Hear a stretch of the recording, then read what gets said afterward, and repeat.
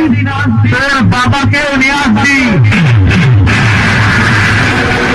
টানা বাপ দাদা থেকে একসঙ্গে করবো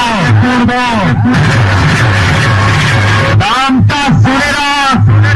মজা দেখ দেখ তোর প্যান্টটা ভিজে গেছে।